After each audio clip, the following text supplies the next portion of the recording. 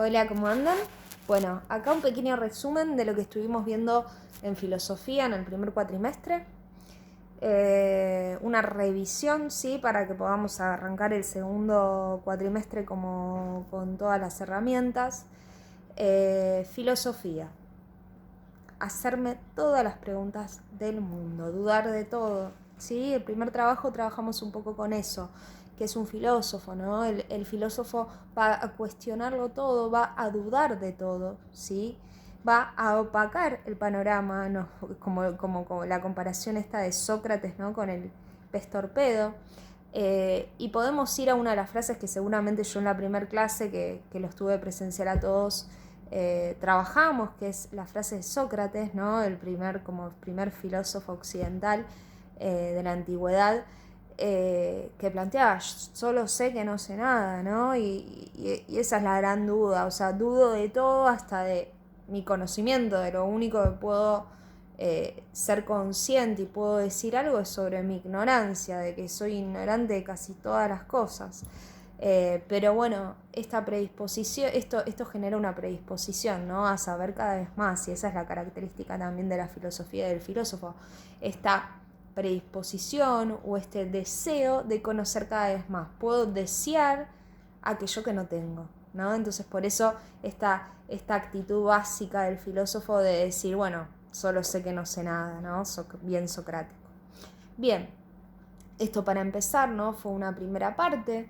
Nosotros luego de ver esta como introducción a la filosofía, trabajamos con un filósofo clásico de la antigüedad que fue discípulo de Platón, que es Aristóteles, ¿sí?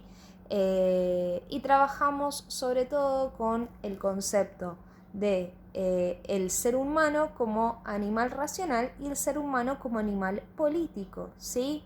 El ser humano como animal racional, que es capaz de conceptualizar, ¿sí? Que es capaz de llegar a una abstracción, a diferencia de los animales, que es una de las características del ser humano, ¿sí? Poder abstraer, es decir, separar lo material de lo intelectual, de la idea, ¿sí? Y es por eso que los seres humanos podemos pensar. Y trabajamos justamente con una pregunta bien propia de la antropología filosófica. Habíamos dicho, la filosofía se divide en muchas ramas porque tiene varios objetos de estudio, es decir, se pregunta sobre muchas cosas, ¿sí? Sobre el ser humano, siempre con cuestiones propias del ser humano, ¿no? Pero sobre lo real, qué es lo real, sobre el conocimiento, sobre el saber, sobre la ciencia, sobre la política, ¿sí? Son muchas las cuestiones que se plantea la filosofía, pero esta pregunta, ¿qué es lo que diferencia al hombre del animal?, es una pregunta bien propia de la antropología filosófica, que es una de las ramas de la filosofía. Y es una de las preguntas que intentamos responder en este primer cuatrimestre, ¿sí? ¿Qué diferencia al hombre del animal? Otra de las cuestiones, ¿sí?, que señala Aristóteles y que lo trabajamos en el trabajo práctico número 3, tienen que ver con que el ser humano es un animal político. Y es decir, ¿qué quiere decir esto? Que el ser humano es un animal social, es alguien que necesita agruparse y vivir en sociedad para poder sobrevivir, y trabajamos en torno a este concepto. Y quiero que ustedes, ¿sí?, piensen sobre todo en esto.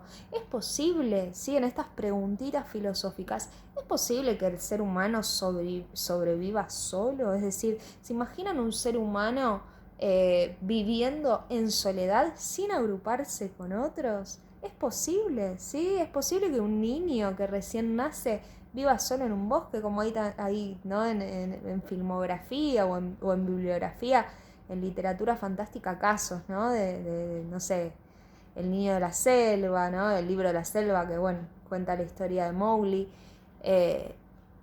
Hay casos también en la realidad, ¿no? Pero ¿qué pasa con estos chicos después? ¿Qué pasa con estos seres humanos? El salvaje de Aveyron, creo que es Francia, es otro caso, ¿no? Real, pero que nunca pudo volver a, de alguna manera, formar parte de la sociedad porque no había incorporado ciertas conductas civilizadas.